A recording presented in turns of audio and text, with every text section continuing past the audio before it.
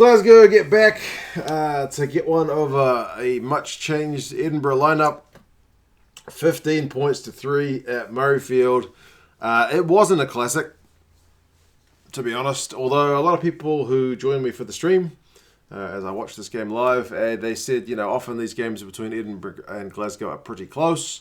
It was a pretty tight-fought battle, but Glasgow got the 2 tries. Edinburgh, their attack never really looked like scoring. They had a number of opportunities which they just couldn't quite convert. They'll be pretty disappointed with the number of errors they made.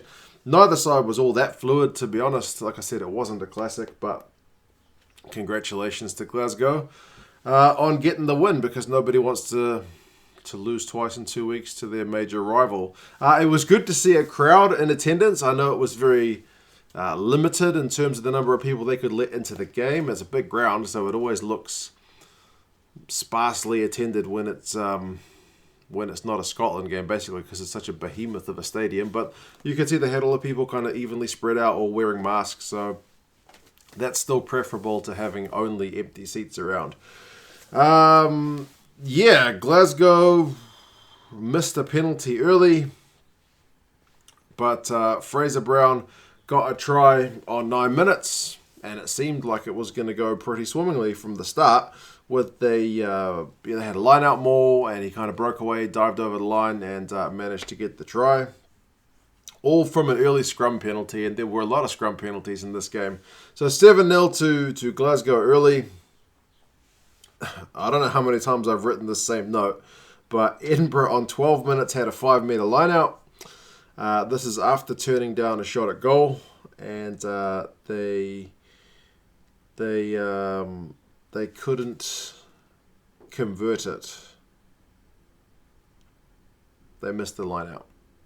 It happened again and again.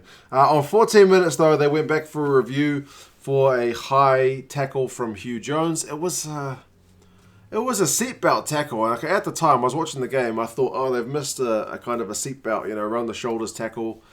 But they went back and TMO'd it, and they determined it was a yellow card for Hugh Jones, which I thought was a bit harsh, but I can only think that they were, because I missed what they were actually saying, I can think that maybe it was the field position, and they thought maybe he prevented a try.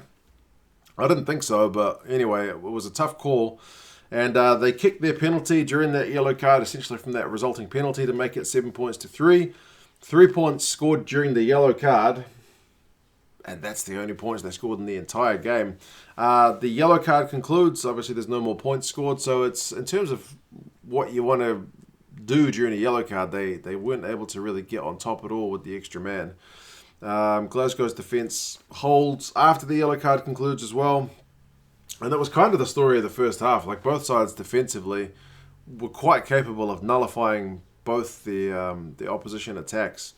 Right before halftime, though, it looked like there might have been a try for Glasgow. They were going through a bunch of phases about a metre out. The TMO looked and said there was no clear grounding.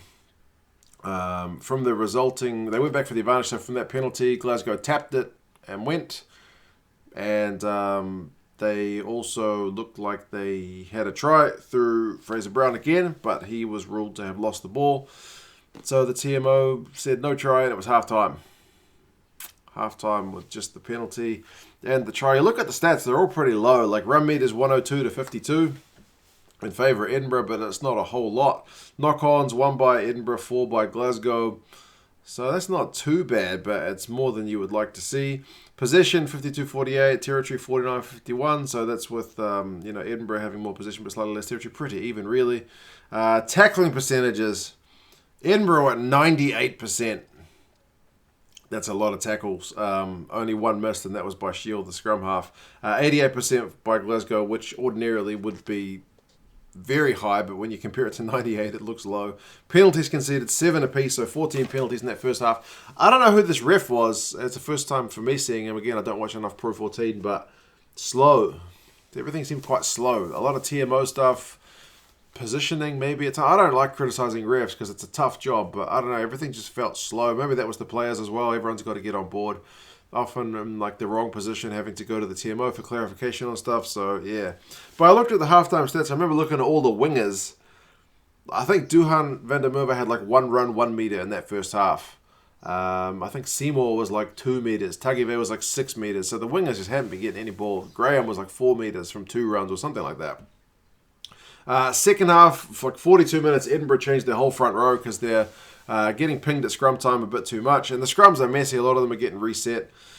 A moment of the game, like 51, Fraser Brown, who ends up getting man of the match, he does like a Sonny Bill Williams style offload, which was pretty slick given the game hadn't had much of that up until that point. But from the resulting play, Seymour goes into touch, so nothing comes from it. 57 minutes, Edinburgh turned down 3. And I was incredulous at that point. I was like, for goodness sake, the attack has been going nowhere. Take the 3. They didn't take the 3. Remember, that would have got them back within a point. They go for an attacking line-out. They get turned over. Interestingly, Price, who's come on, he takes a quick tap from that penalty. And, Glasgow go halfway up the field. It's one of the more exciting moments of the game. But he gets tackled by Bill Matter, and eventually nothing comes of it. 60 minutes, though.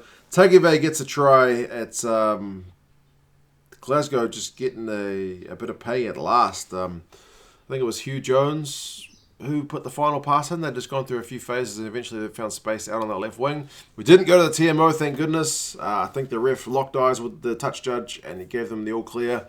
So it was a try. Missed the conversion. And then Glasgow did kick another penalty not that long after on 65 minutes to make it 15-3. That's how it finished.